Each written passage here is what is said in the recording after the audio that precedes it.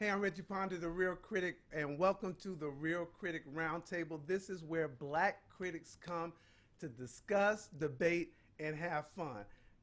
And hopefully be on time. Oh, no, no, no. Yeah, Shawn was on time. My Bruh, bad, my bad, my bruh, bad. I've been on TV 20 years. I ain't never missed a live hit. He, he said he never. I've been on for 1,044 Fridays doing reviews, 1,044 Tuesdays doing reviews. I ain't never missed a hit. I'm always on time. Never missed I, a flight to a junket. Baby, time is more important than money. Let's give a round of applause to Shawn, everybody. Yeah, that's right. You better. It ain't All right. 20 years on TV is like 1,000 in dog years. No, I feel that. I feel that. Today we got a couple of things we're going to talk about. The first thing we're going to do is we got two movies. The first movie we have is The Personal Life of David Copperfield. The second movie will be The Words on Bathroom Walls. And then we're going to talk about, with this time of unrest, what should black film critics do, or is there a role for us? Should we be doing something during this time? And I put that at the end of the show today because I think that the serious part, we really need to kind of delve into that a little bit and talk about it. But of course, I get to start off with my opening statement. All right, here's my opening statement, you guys. I need a mental health day. And somebody might say, what? What problems? What problems you got? It's not really about a specific problem, but it's about trauma.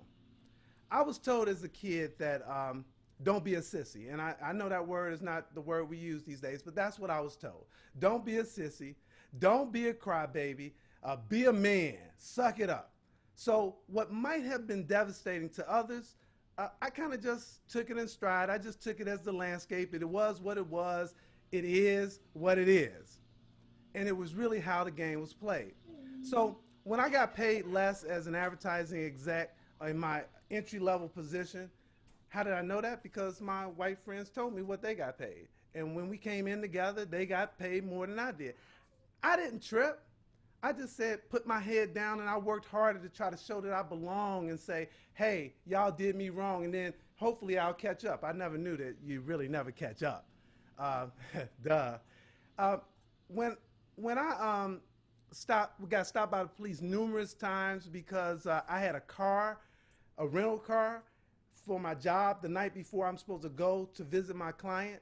I just figured that it's just how it is. I just keep getting stopped.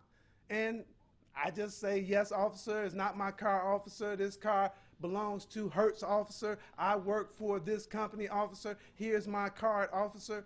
I just did what I needed to do and just took it in stride.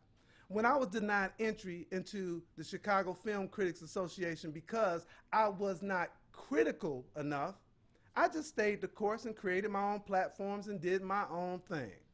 Now, it was interesting during that time because they were upset that I didn't really want to delve into cinematography and directing as much as I wanted to delve into personal, cultural, societal impact. That's what I wanted to talk about. Now, that didn't mean I didn't talk about cinematography and directing, but it was not on the top of my list of things to talk about. So I just tried to work to prove them wrong. I worked to get justice, so don't get me wrong. I didn't sit there and just take it all. I worked to get justice, but I didn't let it consume me. I just kept working, and I think I did myself a disservice. Because during this time of racial awakening and racial unrest and unmasking inequities, it has me reliving things that I thought I had just manned up on. It had me reliving stuff that I thought that I had just sucked it up, not realizing the trauma. I need a mental health day, y'all. I did this show today, but I need a mental health day. But I can't boycott myself. So if I stop doing stuff, I'll be boycotting myself. I can't stop asking studios, hey, can you send me the movies? Because I know they think they're doing me a favor, but I guess they are, because if I didn't have it, I'd be boycotting myself. I'm not really sure what critics need to do. Well, actually, I do have some thoughts on that, and we'll discuss that a little bit later. But man, I need a mental health day, and I'm taking one. I'm taking one tomorrow, so don't call me, don't ask me nothing. I'm taking a mental health day. That's my critic for a minute. All right, Shawn, you up, man. No, I just want to say I agree with you. I mean, you got to do what you got to do. You know, it's a lot going on these days. It's tough on a lot of people. You know, it's tough on myself, and there's various ways you can demonstrate. You know, how to be effective. You know, in terms of social justice, activism. So I wholeheartedly agree with you. And a lot of what I really want to talk about, I'll save it for when you actually bring up the topic and keep it moving. Oh, you're on mute, babe. You See, muted. see, I did that because, yeah, right. Anyway, Mercedes, you are up. Welcome to the show. Let's see. Hold on. Last week, was she supposed to be on the show last week? Oh, yes. I like what you did, though. I was like, look at Reggie being innovative. All right, Mercedes, you up. You up. I really opening statement. Critic for a minute, what I'm noticing now going on in television is we used to have this conversation of reality versus scripted.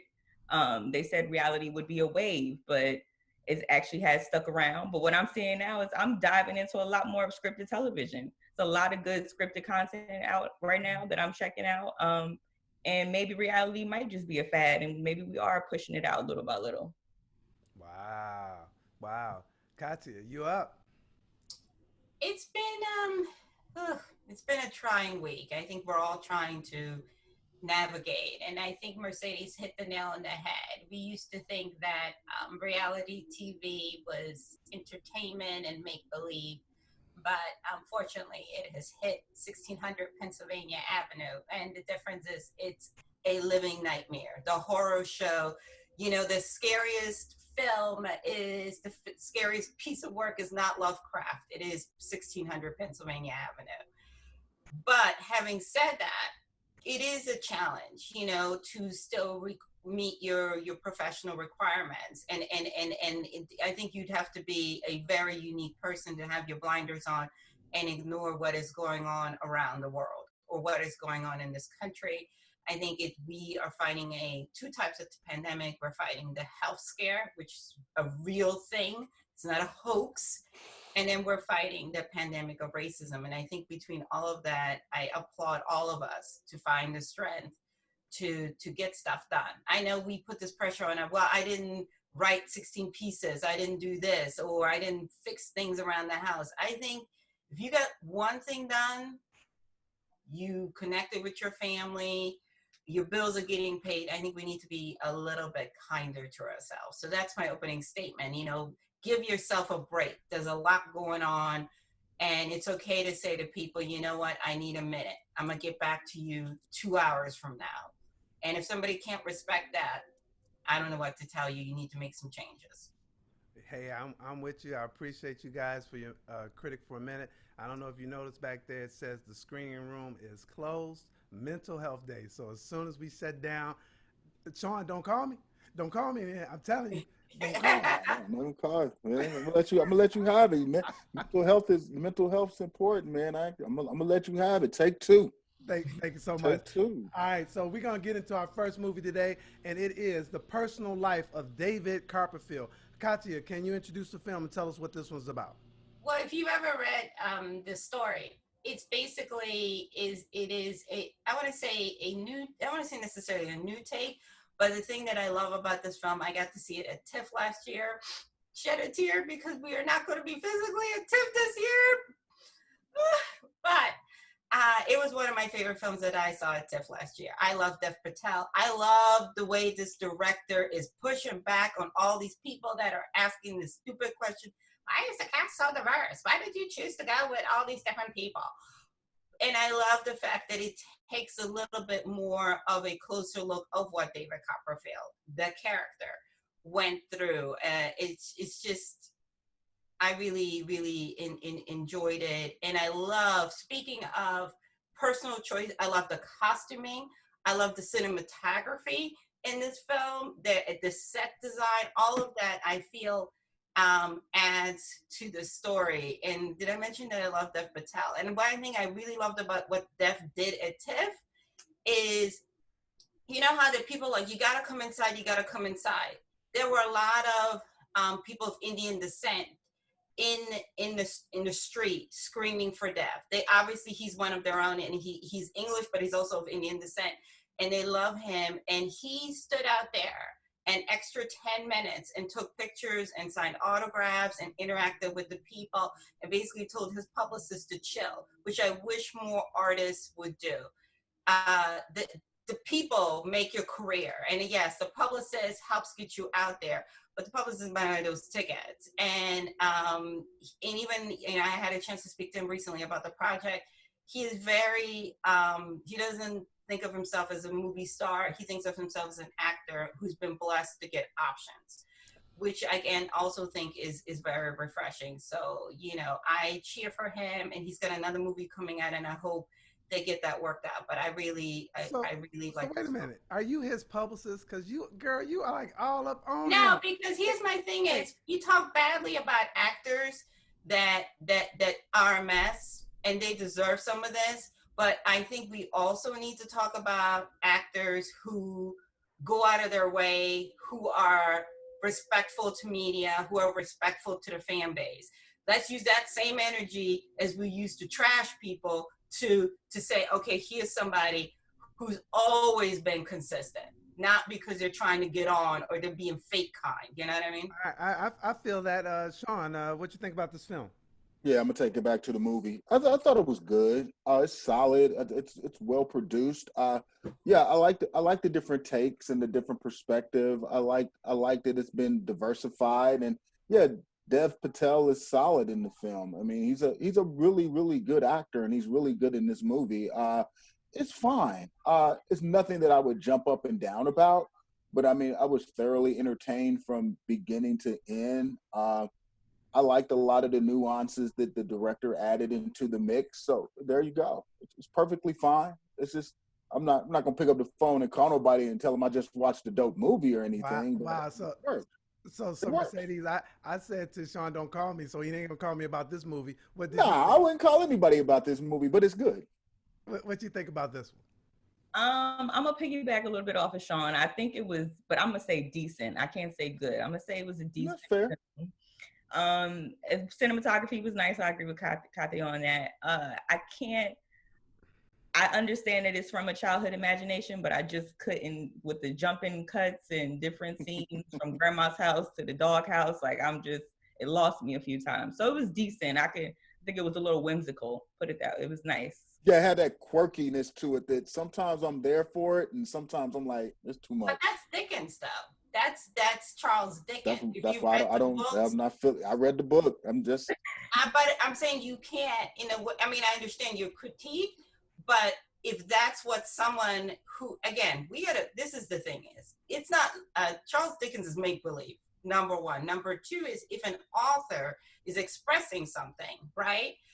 You can say you don't like it, but to whether to say it's right or wrong I don't think that's accurate. I didn't say it was right or wrong. I just said it was too quirky for me. Yeah, and for me, Kathia, it's really interesting because I looked around to see that a lot of critics really like this. The first part of this film just did not grab me. To what I wanted this film to do is to say, Reggie, you want to know more about this guy, David Copperfield. And the first half didn't get me saying, did I feel a little bit for him because he had some trials and tribulations? But maybe it was the humor. Maybe the humor just didn't set well with me, and you talk about this quirkiness, but it didn't. I didn't feel like, okay, I'm invested in this film because the director chose to try to pick out all the quirky, funny little parts to show and to help to tell the story.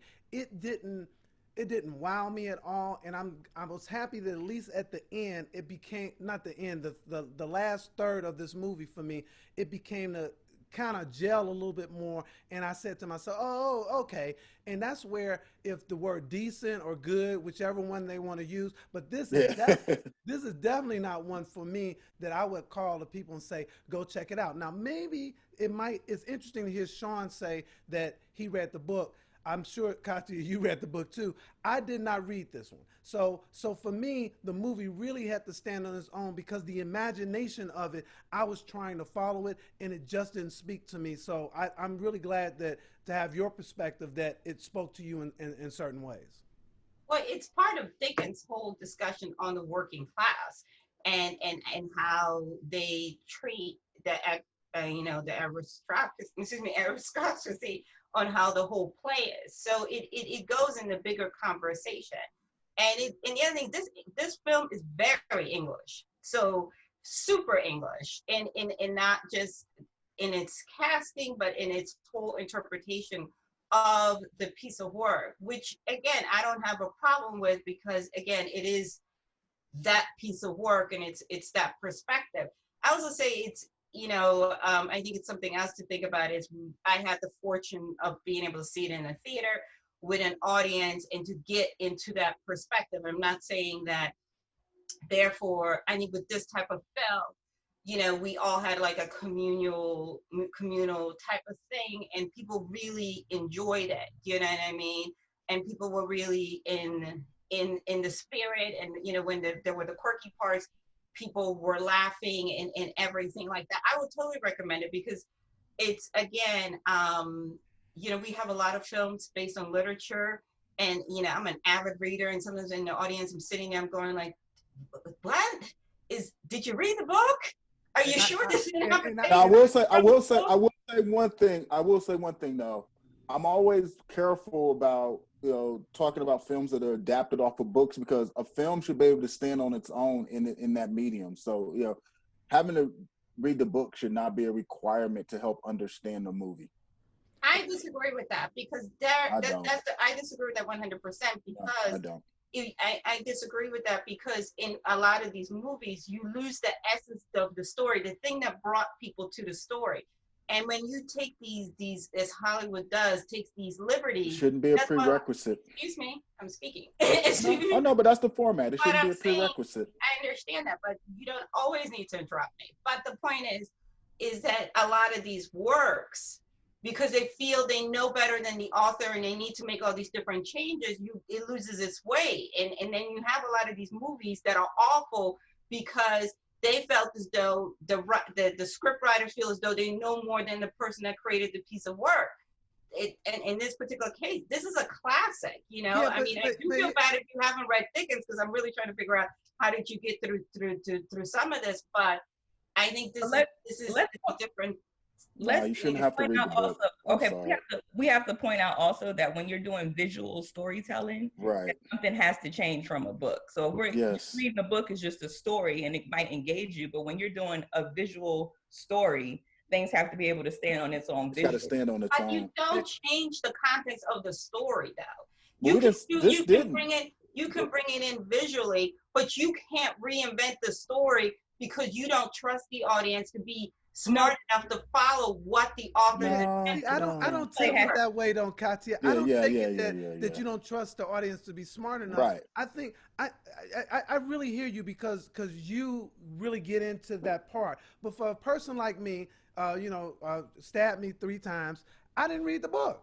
So most people haven't read the book. I am really interested in this film. I was interested in it from the get-go, not having read the book. There are going to be a lot of people who are going to be interested in this film, not having read the book. And I think that you do have to have that in mind. That if someone doesn't, we talk about this all the time on documentaries and all that. If someone doesn't know the information, this little piece is going to stand in history as a piece that people are going to watch without any supplemental material. And I'm not saying that the people who shouldn't read the book shouldn't know stuff or whatever, but I don't want to I don't feel like denigrating people saying they're not smart enough because they didn't read the book. I didn't say that. Okay. I didn't say that. What's your point? I'm sorry. I'm a firm believer you shouldn't have to read the book.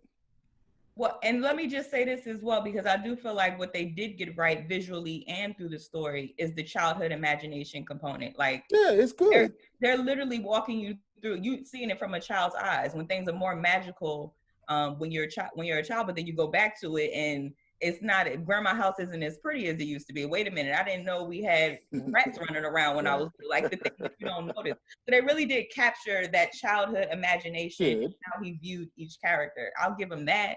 Yeah, I said the film was alright. Yeah, I mean, yeah. alright. I loved it when I saw it last September. I still love it now. I definitely recommend it and would tell people to watch it. And again, there's some really great performances in there. And I think with all this, a lot of movies that are getting ready to come out are super heavy, and this is a nice break and a fun break. So I like a couple of things. I like a couple of things that you said, Kathia. The one that firstly the casting. I love the casting in it. I think the performances are good. I actually think the cinematography. Oops, did I say I didn't want to talk about cinematography? I think the cinematography in this is really good. I mean, I think all the stuff that they do. I just was not invested in David Copperfield. That's fair. There was something. I'll be completely. My review. I'll be completely honest. We're giving this film way too much time. Nobody and with that, time to move on. It's time to move on. And three of us wanted to talk about it, so you got out of it. I know, but for a show, nobody on the streets care about this film. But that's insulting to say that. I'm a critic. I think that people care about it, Shawn, because I cared until I saw. We spoke for all of the world, but here we go. I cared until I saw. No one on the street. The streets is real. They don't care about this film. All right. Well, that is. Break it up. We got. It seems like still that we got a watch this film generally because good. I said it was all right. Good, nobody decent, cares about great. it. So this emoji right here. So we're right there. Yeah, it's like we're right there. Really watching we're gonna this. move into our second film, which is Words on Bathroom Walls. Shawn, can you introduce this film, please? I didn't read the book I did not read this book. You know what, Shawn? You don't have to be ignorant and insulting all at once. I'm not. I didn't read this book. You are. Yes, you are. You're not being critic. You're being an ass. I love it. I love it. Thank you. Appreciate it. I didn't read this. I didn't read this book. No, the thing I liked about this book. What is it about, man? Oh man, it's based on a YA novel. The thing that I really liked about this book is it deals with the issue of schizophrenia. I mean, I know a little bit about it, but I actually learned a little bit more about it from this movie. The selling point are the two young leads. I actually think people should actually remember their names. Taylor Russell's amazing. Charlie Plummer, he carried his weight. And the two of them actually had some chemistry. That's always the difficulty with a lot of these YA adaptations is they're always generally based on two leads that have fallen in love. And, most of them, the chemistry sort of misses the mark. And on this one, I felt like these two could have actually dug each other in real life. It was believable, a bit authentic. It got a little bit over the top toward the end, but once again, it was all right. No, Kathia. Well, for some people that have a vocabulary other than all right, I have a problem with this film on the level, not because of performances. I think it was a little flighty and how it approached schizophrenia. It's a very complicated disorder, disease, and it is way too deep of a subject to try to make this a backdrop for a love story.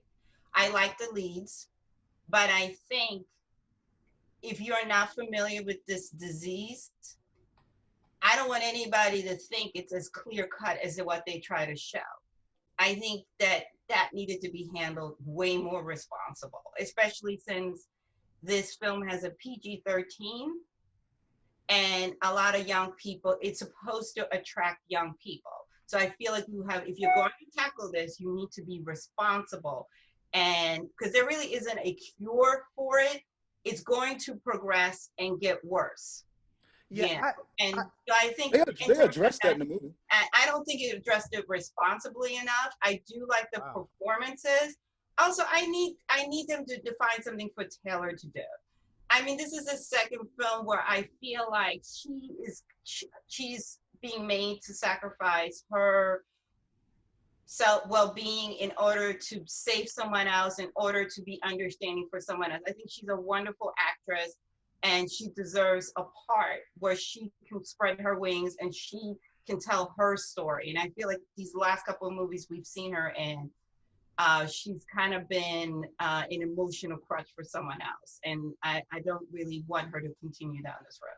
There's a lot that I liked about this, Katia. A little bit different from you. I actually understand your point because one of my criticisms is that it may come off as a little fairy tale ish as it relates to schizophrenia. But I think that the issues that they covered made me say that I thought they did that pretty well.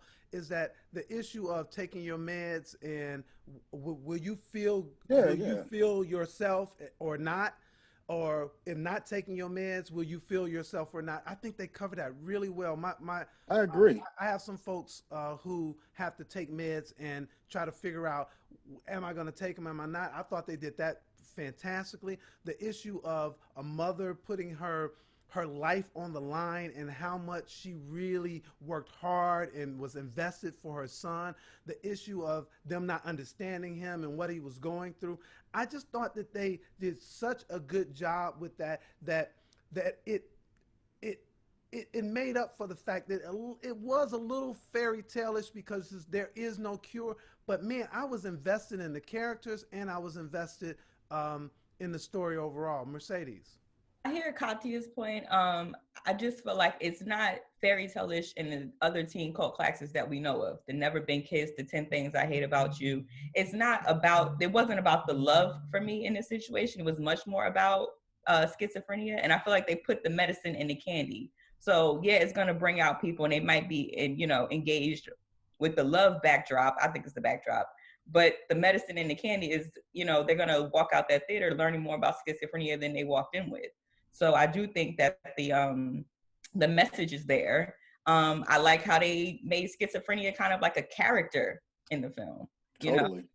I thought it was interesting. I do think you'll walk out the theater with a better understanding. I did. I mean, I had a much better understanding. I thought what they did with the whole element of schizophrenia was perfect for the type of film they're trying to deliver. Because of course you could have dug deeper and you could have provided more information about it. But I mean that would have made the movie way too heavy. It's based on a YA novel. You still got to have some element of entertainment, and you don't want to bludgeon that factor down with all these different factoids about schizophrenia.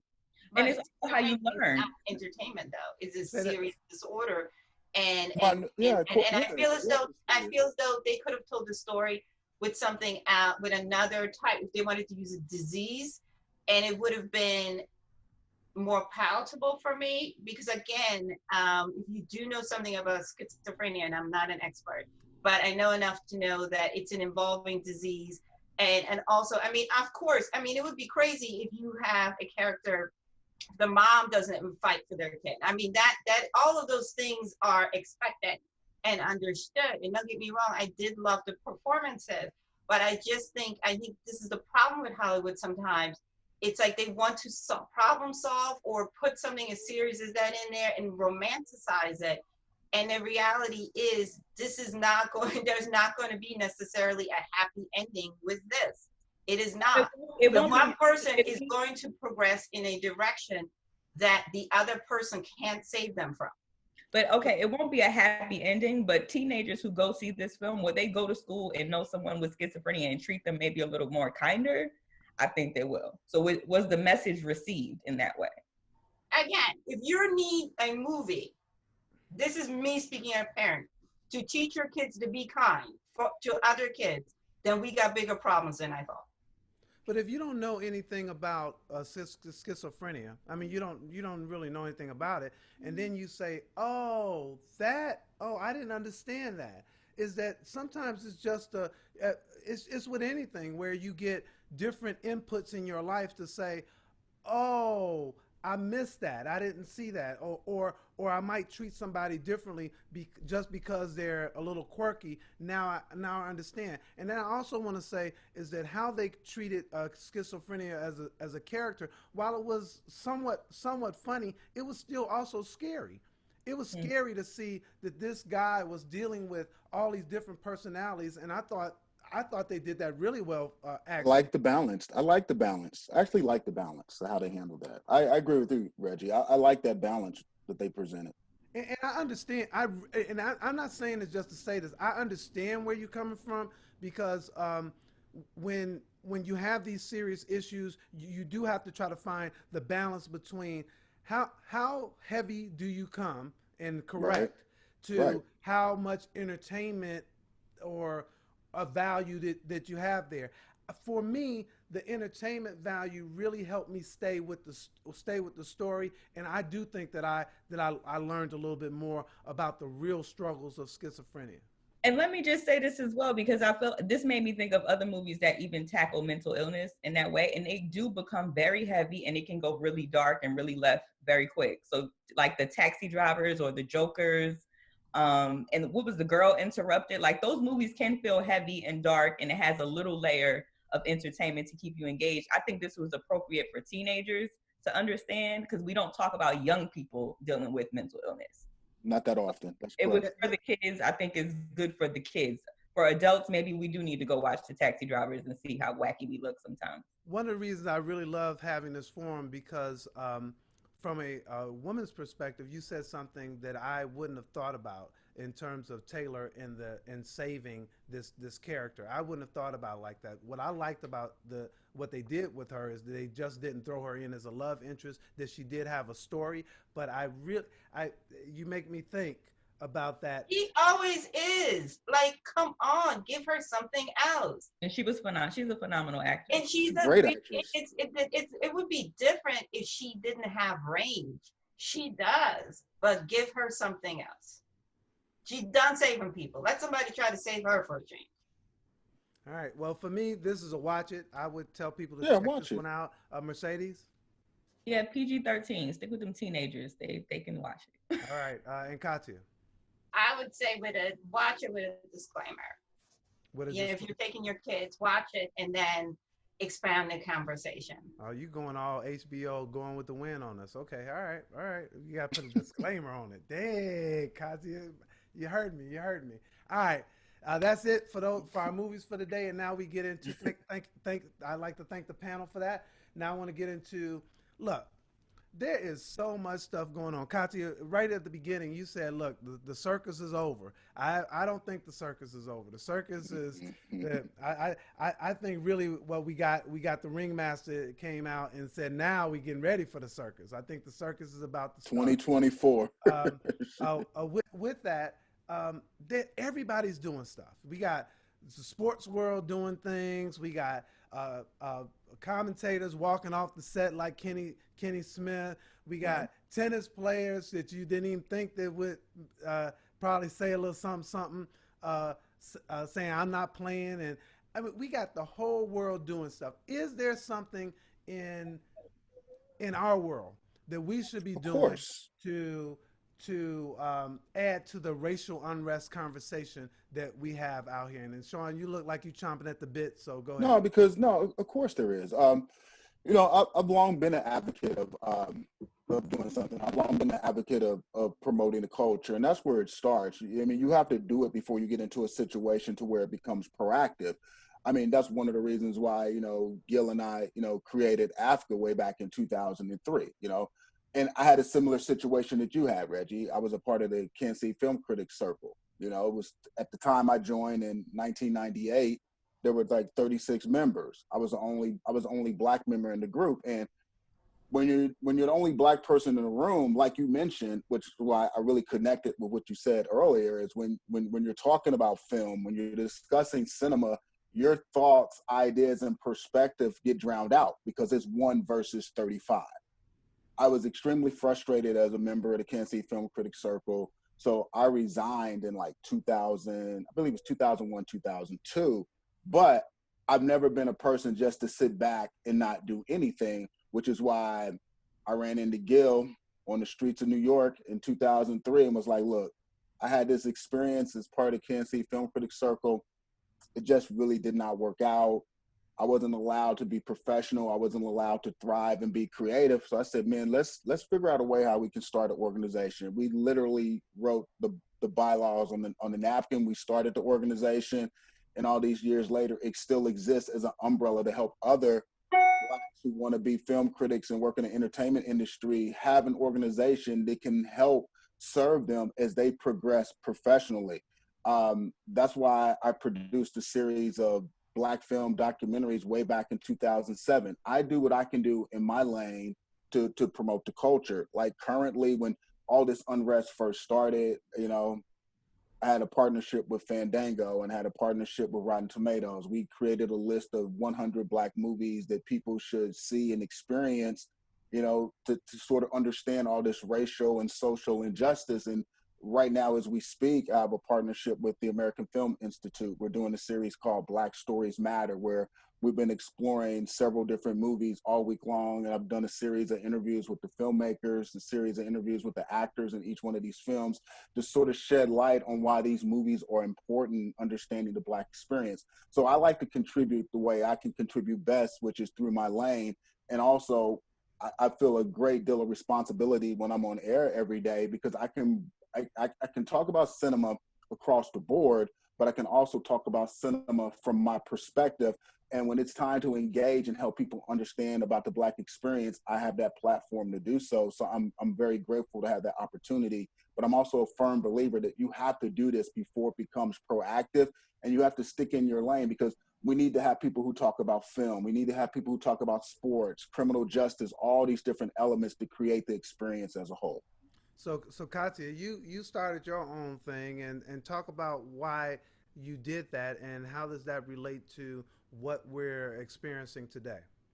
Number one, because I didn't want anybody to tell me what I can and cannot write about. I did not want, I got tired of having my stories being politicized because people were afraid to tell the truth because they valued their relationships more than telling the truth. And that to me is not journalism. Journalism is to be a disruptor. Journalism, if we're supposed to be the last line of defense of telling the truth, then how can you be more worried about protecting, in this case, you know, the culture? Part of the culture progressing is also recognizing the ills that the culture has caused, in this particular case, women. And this is why we continue, this is why the reckoning is coming. And it's gonna be ugly when it totally unleashes in the culture, because a lot of people are going to be exposed as phonies and as liars. You know, these same people that say, oh, we are for the culture, we love this and we love that.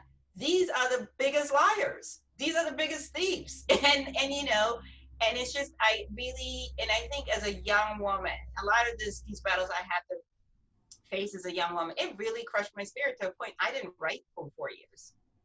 I went and got a job in corporate America. I have 2 college degrees. I have 3 certifications. I can still, if I wanted to, work as a financial advisor. And because I just got tired of, and then the crazy thing is I was arguing with my own freaking people. This wasn't white people. I was arguing with my own people about validating my experience, my existence as a Black woman. And it just gets exhausting, you know, works on your mental. So I do think that now that I'm older, I'm wiser, I try especially to help young women, young Black women, young Latina women. Do not let these people railroad you or use your age, your gender, or your sexuality to try to diminish your voice. And there are many different ways to get your message out there. Stop letting people make you believe that they're the only road to good intentions. That's a lie. That's a lie that's perpetuated to keep you in your place. And it's been liberating. And honestly, crazy enough, the moment I started doing my own thing and being consistent in my voice is when other people said, we like what you're doing, we want to hire you. I haven't, like, honestly, and I don't say that to brag, but all these pieces that I've written are not things that I pitched, are things that people came to me and said, we would like you to do this because we think this would be a good part. And had I not, and I think also we need to stop living in fear. Like, to me, it was like, it can't get no worse than this. Like, I'm being assigned stuff that I don't even like, I don't believe in. I don't care about this. So, you know, yeah, I'm getting a check, but I'm miserable. So why not bet on me? I'm smart, I'm capable, I know people. So I think that's the other thing, is we need to stop thinking that what they have is the only way to be successful.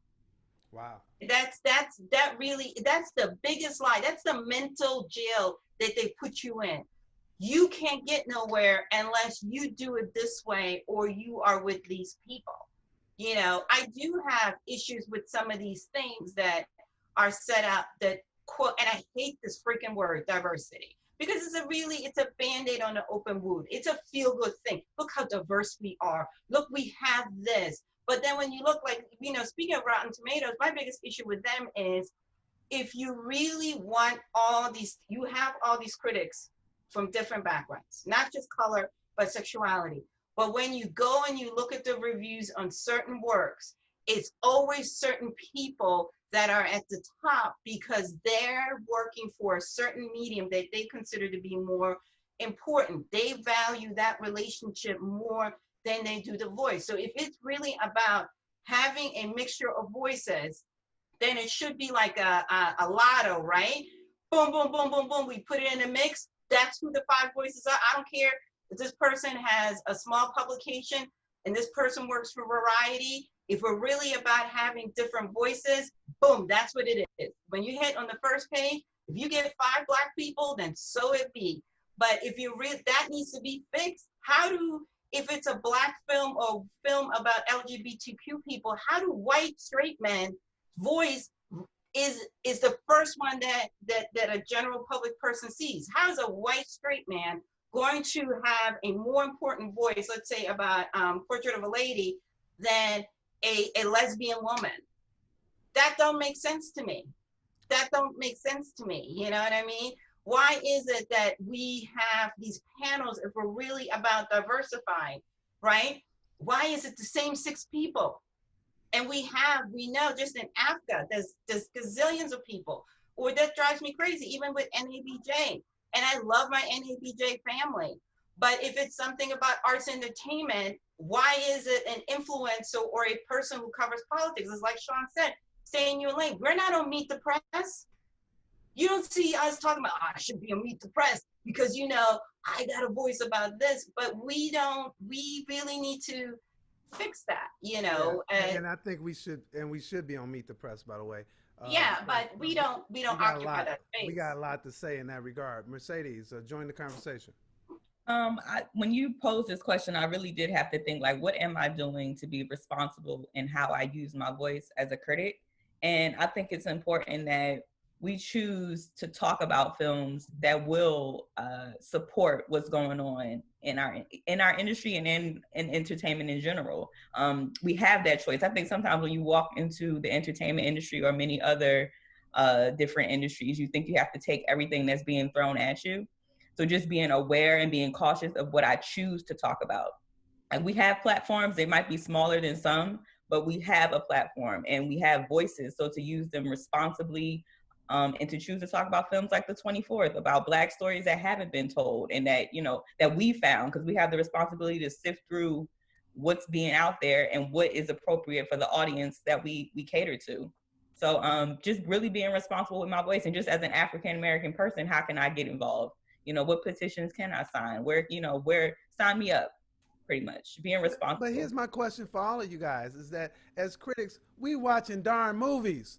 People are like, look, y'all got it good. All y'all doing is sitting at home or going into the theater. No, that's that. But movies are very influential. Movies are very a learning tool. Movies and television shape almost everything. I mean, the personality of the sitting president of the United States that people love so much was created through television. The things and the traits that people love about the current sitting president were all created by the producers of The Apprentice. The look, the sound, the style. I mean, movies and televisions are very influential in that way. So no, we are not just watching movies. I mean, movies are and television are cultural touchstones that sometimes last for generations. Look at the conversation we're still having with Gone with the Wind, a movie that came out in 1939 that still shapes the fabric and ideology of a lot of people. So no, we're not just talking about movies. I mean, we're doing more than that, because the impact on the culture and the impact on the people is tremendous. So Kathia, you shaking your head. You're like, yeah, that's true. But we're not like the athletes. If we boycott, again, we boycott ourselves. So No, that's not necessarily true, Reggie. It all depends. It's an individual thing. It all depends on the individual, and sometimes it does depend on the platform in which you're affiliated with. I mean, as a film critic, there's things you can do to demonstrate your frustration with things that are going on right now. Like, say for instance, back when we had the initial media blackout, I went. Well, I didn't go to work, but because we've been Zooming from home, but I was going to Zoom my segment and said, because of the blackout, I'm not going to present anything that day. So I used my platform to inform a bunch of people that were tuning in that probably didn't know anything about the blackout, to demonstrate my frustration and to demonstrate that, yes, I'm participating in this boycott for the day. I mean, so it doesn't have, none of this has to be gigantic. None of it has to be gigantic steps. I mean, some of it can be, small actions, medium-sized actions. No, we're not on the level of LeBron James, but we still have influence and impact. And also recognizing that films can be a learning tool. Yes. Not everyone learns the same. Same way. Some people go visually. They need a learning tool visually to stimulate them. So being aware of what we're choosing to promote, and recognizing that it's going to teach thousands of people how we view things, how we see things, how we operate as African American people in society. Right. Yeah, it's a learning tool. I also think what Mercedes says is 100%. I feel as though, and I particularly have this issue when it comes to Latin work. I'm an Afro-Latina. I'm Brazilian. Both of my parents are from Brazil. They're from Rio de Janeiro. When I look at my family, I have no doubt who I am, and I know my roots. I cannot, and people ask, well, we got to support this because this is Latinx and this and that. And I go, you do not get blind support from me because we have similarities in ethnicity. You want me to support you blindly, but you question my Latinidad on every basis because my color of my skin is Black. These works don't represent my experience as a Latina because there's no one that looks like me in that work. So stop asking me to be heartbroken about shows that get canceled that don't have nobody that looks like me, that don't have anybody that's indigenous, which is a shame. There's not a country in Latin America that doesn't have anybody of African descent, it doesn't have anybody of indigenous descent. And you keep rolling out these pieces of work with nobody but white people in it. So to me, I do think that I have a responsibility to call Latin Hollywood on their hypocrisy. You can't be mad at Hollywood by doing the same thing. So for me, I always ask, who's in it? What's their creative team? What does the cast look like? If it looks like it always looks like an episode of Univision or Telemundo, count me out. If that makes me anti-Latinx, so be it. But I gotta be true to myself. And it's also what Mercedes said is, I try not, and I don't think I promote anything that speaks disparagingly of my people. I am not here to add to the buffoonery and the foolery. If you are entertained by that, God bless you. But it will not have my name on it and will not have my platform on it. Enough of that. We have tons of work that uplift us, that show us as intelligent, diverse people. And it's like Mercedes said, the 24th is a good example. It's important that we talk about it because other people ain't talking about it. And that's just something that I feel is my responsibility. And I do get cross with certain Black people that are, well, this gets more clicks. But then you mad when we get 16 incarnations of this nonsense, but you're part of the problem because you wanting to get a check more importantly than the respect of your people. So Mercedes, so that's a different conversation that I really want to get into at some point. But my question would be to you is that what's wrong with Black people having a Dumb and Dumber too? I mean, is that nothing? I think our problem is that we are, the breadth and depth of our films is the problem, not the fact that there is the Dumb and Dumber movie. We should have that kind of silly, stupid stuff that we want to go and check out, but we should have all this stuff on the other spectrum. And again, I know that's another conversation, but I'm asking you specifically, maybe if you could address that. I just think it's important that we show Black people in all different facets. So it's fine to have a Dumb and Dumber, but not too many of them. You know what I mean? Like, we need to make sure that we're even across the board. We need to, just for as many Dumb and Dumber films, we need to have Black women in the forefront as well, being smart and intelligent. Like the it's escaping me right now, the Taraji Nassau film, Hidden Figures. Hidden Colors. Like, that was a strong Hidden representation. Figures, sorry. Right, that was a strong representation of Black minds being excellent and working at its excellence. And then we can also have fun too, because I think, and to see Black fathers, that's a big thing. I think America needs to see Black fathers being Black fathers, because for some reason they have a different visual of what a Black man is. But to see 100 Black men walking down the street with strollers, I think would tell a different story and a different narrative to shape the mind, because we are shaping minds of people who watch these films. So how also they intimacy between Black men and Black women. Yes. And like, I'm sorry, I hate to say this, hot sex is not intimacy. That's hot sex. You can have hot sex with somebody and not really want to know more about them. You put your clothes on, you keep it moving. That don't mean you want to go to dinner with them. But we need to show more movies of Black men and Black women, and specifically brown-skinned Black women, because that's a whole nother show. But the idea that we don't love one another, we don't respect one another, that we don't have loving relationships. Reggie, you're married, I'm married. Like, was it a fluke? I think that's important as well. But let's also be true to the fact that we don't all have beautiful brown relationships. Like, let's just be true to who we are. Some of us, you know, parents might have grew up and daddy was knocking mama upside the head. That's true as well. Let's be true to ourselves, but also giving America the platform of, that's not just one picture of who. I mean, where I'll jump in here. We don't see, I'm sorry, not the joke, but what we don't see is, I come from a family of people have been married for a long time. Right. We are not better, we are not worse. But this idea that doesn't exist in our community is a freaking lie, and I'm tired of it. I'm tired of people being shocked when me and my husband show up somewhere, and people have literally asked me that. Oh, is this your all's daughter? I think Black filmmakers sometimes can be a little scared to tell the ugly truth, because we've been painted so ugly sometimes, and we just need to be true to ourselves 100%. And then and America can, well, whether they do accept it or not, but we need to not be afraid of the ugly truths as well. So I want to go around the horn because I want to make sure, because this is a real important discussion, I think. And when I asked the question, what should we be doing? Can each of you give me 2 things you think as critics that we should be doing to add to this conversation? And I'm gonna start with you first, Kathia. Speak up. Silence is complicit. Speak up when you see something that's not right. You don't necessarily got to be screaming at somebody, cussing somebody out, and be ready to, go on a Twitter rant, but pull somebody to the side and be like, yo, that's not cool. You shouldn't be doing that. That's super disrespectful, and here are the reasons why.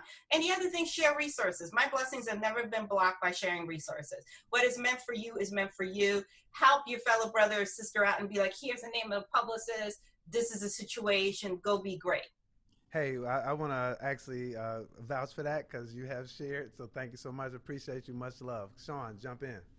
No, I agree with her, because I try to share as much as possible, especially when it comes to, getting other critics, connected. I mean, that's why I created Africa in the first in the first place all those years ago, and we've been doing that since day one. But creating partnerships with outlets that can help further your perspective and viewpoint helps, because sometimes you got to go where the other people are so that they can, so they can hear you, see you, and so that your perspective can be validated. So I'm a firm believer in creating, partnerships to kind of, take your platform further. And then the second thing is a thing that we really haven't touched on so far in this conversation.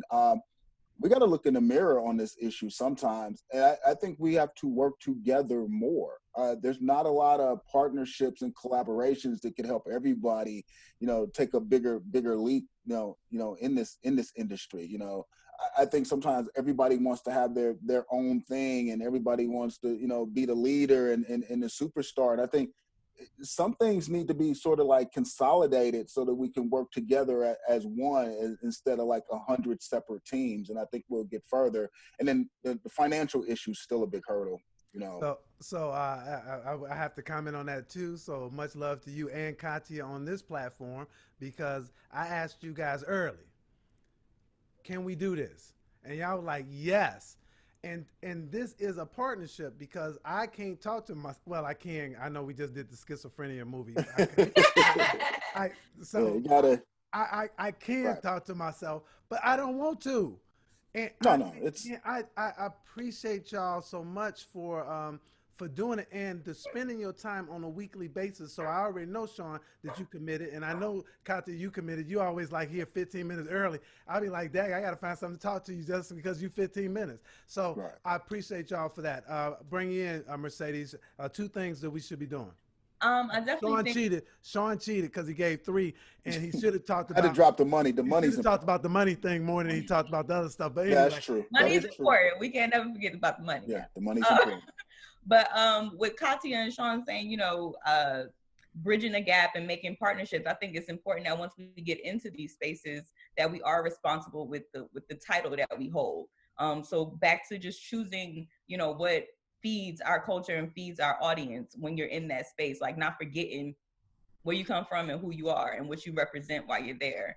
That's a big one for me. And I think as critics, that's all I got for you, Reggie. I'm still working on. That's all right. Shawn gave 3, so you make up for it. Well, the third one was for everybody, because the financial. I mean, you could do 3 shows on that. I mean, that's so critical. I mean, you know, the ability for people to work at outlets and have a full salary with benefits, being a part of these studios and streamers ad buys on their platform. I mean, it's the financial part of it is so critical and important. So to piggyback of that, I'm sorry to no, absolutely. I think something else too is, like, we talked about it a little bit on Twitter, but you know, the conversation be going left. But I think it's important that we talk to each other, like, especially if you're freelancing, what you should expect, what the money looks like for online versus print. What are the expectations in terms of, like, what are the avenues if you're not getting paid in a timely manner, what your resources are, knowing how to negotiate. These are tools that we are now teaching our younger journalists, which is super, super important, because, you know, you have journalists out there who are complaining, well, I only got paid $100. You got to look at the size of the outlet, and you also got to look at the difference of the medium, you know what I mean?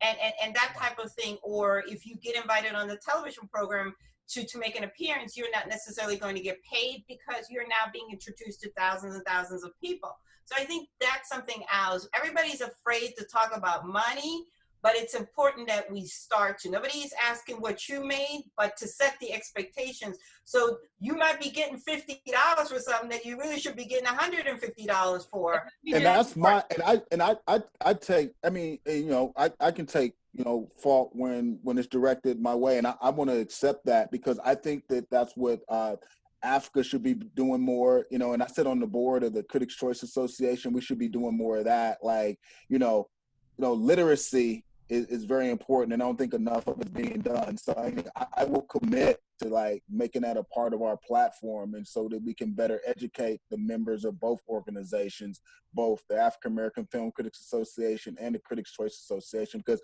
you know, I do sit at the table, and, you know, I can make an impact. So I'll be dedicated to that. We got to teach literacy. Kathia, thanks a lot for taking the one that I was going to say.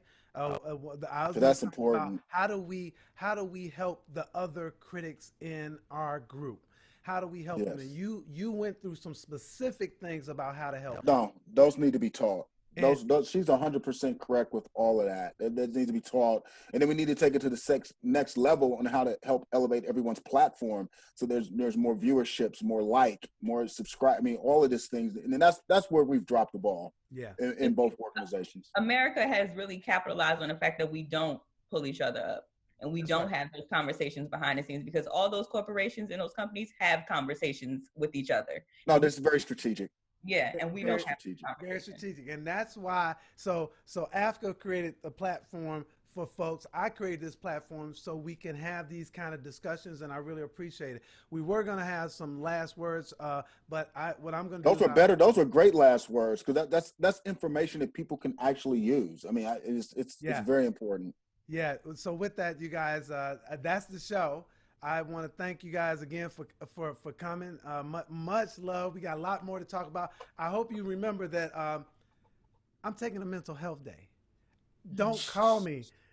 And you, Kathia, do not call me this weekend. I'm off. I'm taking a mental health day. Now, I really appreciate this is the forum where Black critics come to discuss, debate, and have fun. And today we discussed a lot and we debated a lot. Maybe not as much fun, but sometimes it's not about the fun. I'll see you guys next time. Thanks again. Vote, go vote.